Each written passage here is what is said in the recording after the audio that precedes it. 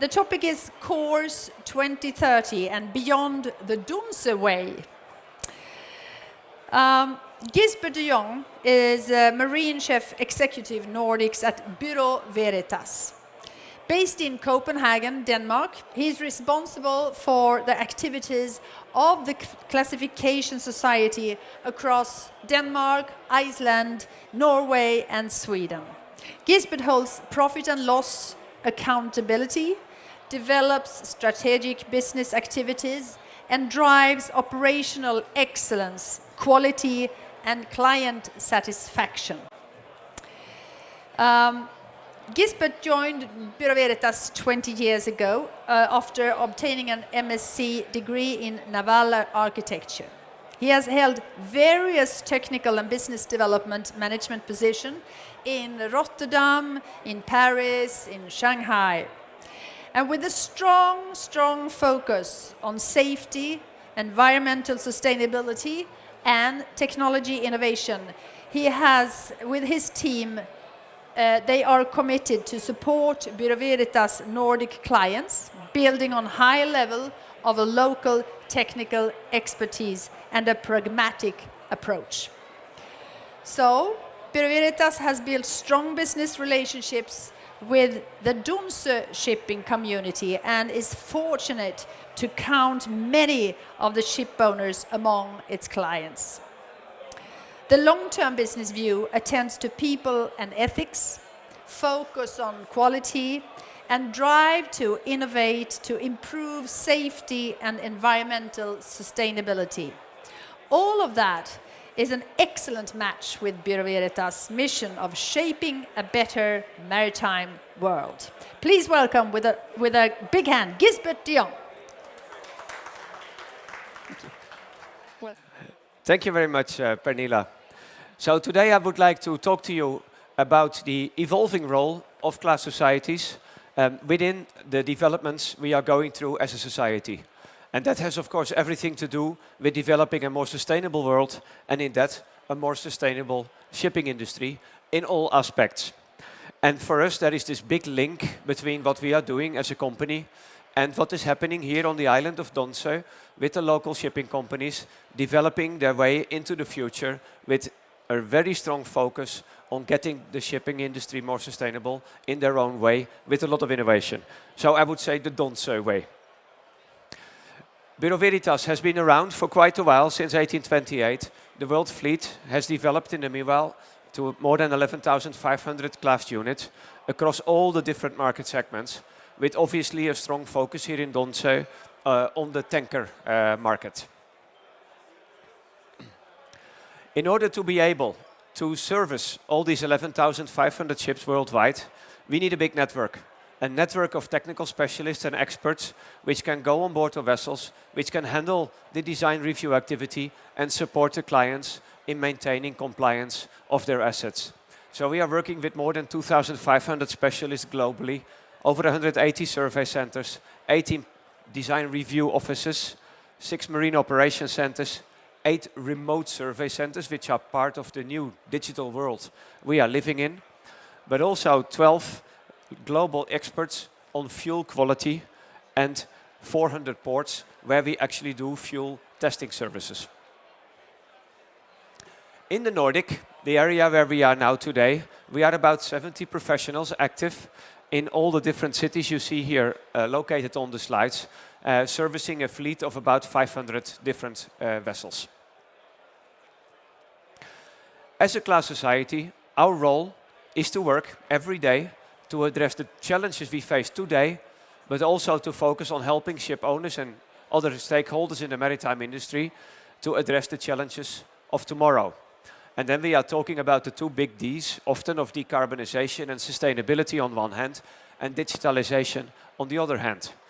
So it's about energy efficiency and technical and operational measures, alternative fuels and propulsion systems, the developments of rules and guidelines to support those new technologies, and to generally protect the marine environment. On the digital side, we are more and more focused, necessarily I would say, on cyber resilience and cyber security. We are looking at the development of smart and sometimes even autonomous vessels, which is not anymore something from the faraway future. There is actual projects ongoing here in Scandinavia. 3D classification, as well as the development of remote surveys and remote inspection techniques using, for example, drone technology. All of those developments are pillars which are always supported by the foundation of what class societies are doing, and that remains safety. So the question we are asking ourselves as a company is when the market, when our customers want to innovate, use new technology and develop new ideas, our main job is how can we help them to do this in a safe way. So how can we develop the right standard in place to ensure that we can address all the risks, that we can ensure compliance, that we can promote best practice and enable a safe energy transformation. So that's the evolving role. If we look at the decarbonization and sustainability, there is a lot of things we can do.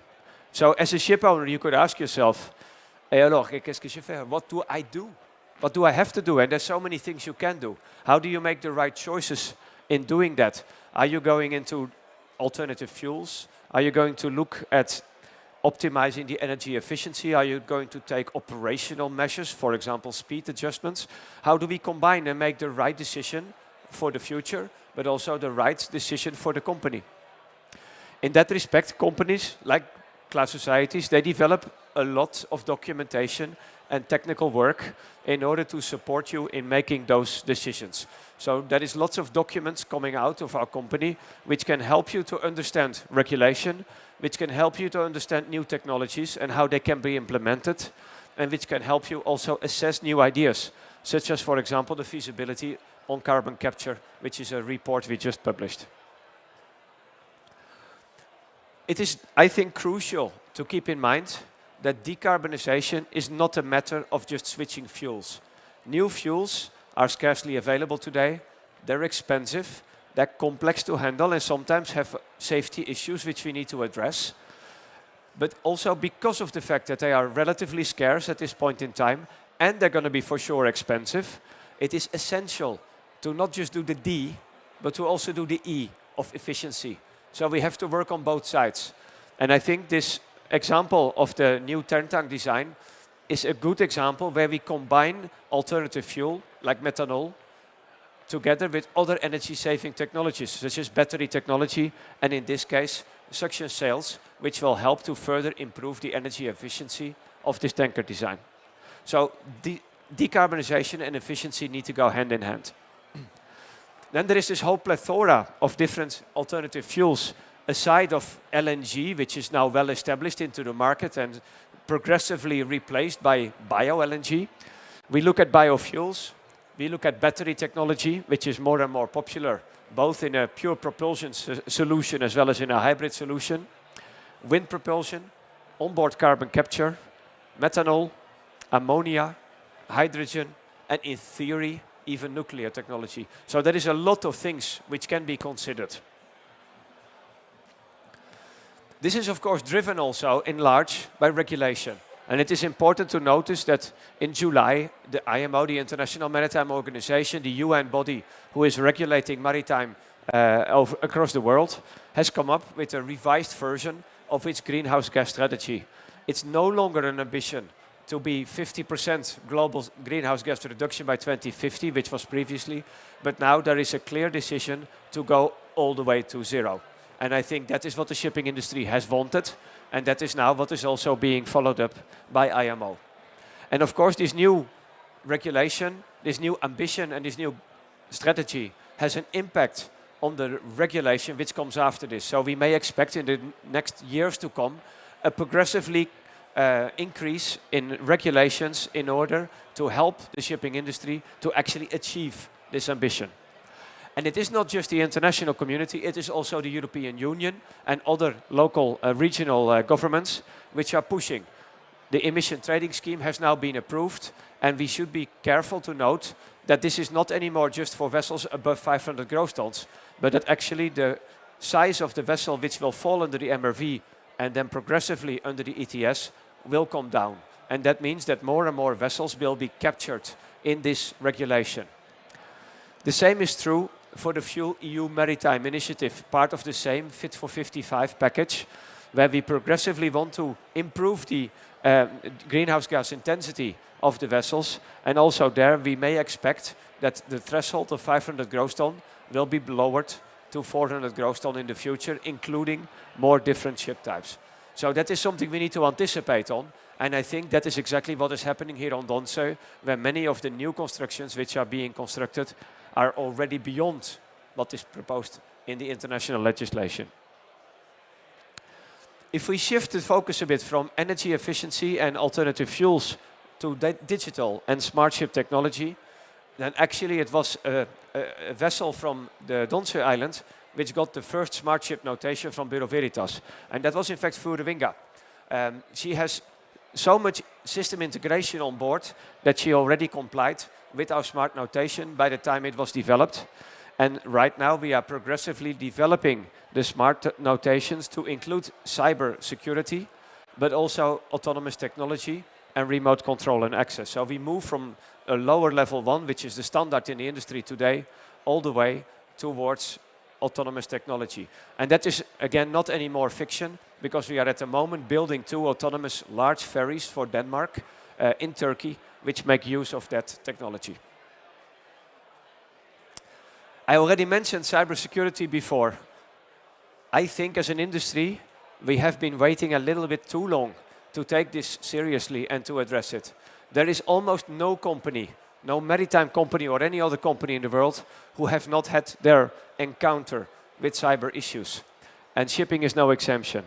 So that is the reason why we have focused a lot, together with other class societies, to develop new standards and regulations, not only for ships, but also for ships' equipment. So on the 1st of January 2024, there will be new international rules and regulations dealing with cybersecurity on ships and ships' equipment, which will be implemented by all the class societies together in order to help shipping to become more cyber resilient, because that is an important next step in this whole security debate.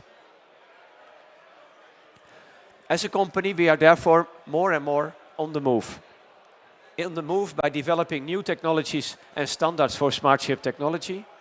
On the move by connecting our systems to our customer systems, such as what we did with the Kongsberg K-Fleet connector, which connects to our machinery maintenance system and which has been trialed again here in Sweden by Veritas.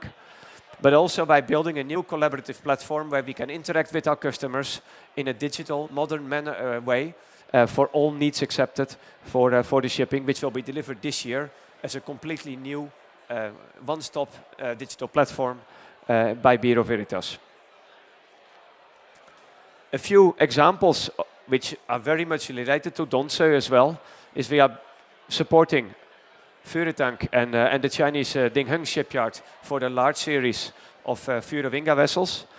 We are working with Terntank on their methanol sail-propelled new design, also at same shipyard. We are working with Utschielen on the LNG solution with stainless steel. Oliola, also a Donsö company, is building methanol tanker at the moment in Turkey for providing methanol as a fuel to shipping. We are working on electric hybrid vessels, also in the dry cargo space, and on ammonia vessels with the Veritas consortium in Norway. So those are all examples of alternative fuels being put into practice. I mentioned before the autonomous ferries in Denmark. So there we have the battery-powered autonomous vessel. But also the smaller vessels are massively changing their approach. If we look at Northern Offshore Services, another Donsö company, they have a big program of both new constructions as well as conversions of their existing assets. A lot of battery technology, but also methanol as a fuel, bringing technology forward and helping to decarbonize their fleet. I talked in the beginning of my presentation about the Donsö Way. So what does that mean? The Donsö shipping community is a community with extremely strong roots in a history on the island of seafaring and shipping. There is a lot of focus which is ingrained in the community with regard to trust, with regard to ethics and the integrity of doing business. There's also a strong commitment to each other as partners, which leads to a loyalty relationship and a long-term view on getting things forward, getting innovation in place, and not going for the short and quick solution. And that is what you see back in many of the new designs which are being put forward, but also in the strategy of the companies to develop themselves into the future. And we feel really aligned with that focus. As a consequence, there is a very high level of professionalism, a very strong focus on quality on every supplier, be it a class society or any other company, which we have to manage. The approach is therefore always collaborative, whether it is for a new construction, or we are working in many partnerships with RISE, with Lighthouse, and with SSPA, also all Swedish organizations, with many companies together to develop ammonia solutions, to develop digital cargo handling systems on chemical tankers, and many other projects in which we are involved. So the drive is very much on innovation in order to get to the future. And what I like personally a lot about the Donsö Way is that with all these things in the beginning, the innovation always comes back to the persons, to the people, to the humans involved. So the people will always come first on Donsö. And that is something which just brings us back to the ethical view on how to do business in a sustainable way. It is up to us, therefore, to thank the Donsö shipping community for their confidence and their trust in working with them, and for us to support them going forward into the future. Thank you very much for your attention. Thank you so much, Gisbert. Again, because you have been here for several years and also a gold sponsor this year. We are very thankful for that. You told us much about the technical things, and here at Donsö Shipping Meet this year, we have been speaking about in the seminars and meetings about human resources. And what about, the role of the human people, their involvement in all these technical innovations that you are talking about? What about them, the people? Without the people, we won't get there. What we know is that the technology is developing and people need to be adjusted, trained in order to deal with the technology. But for me, it goes two ways. It is not just the people who need to follow the technology. The technology also needs to follow the people.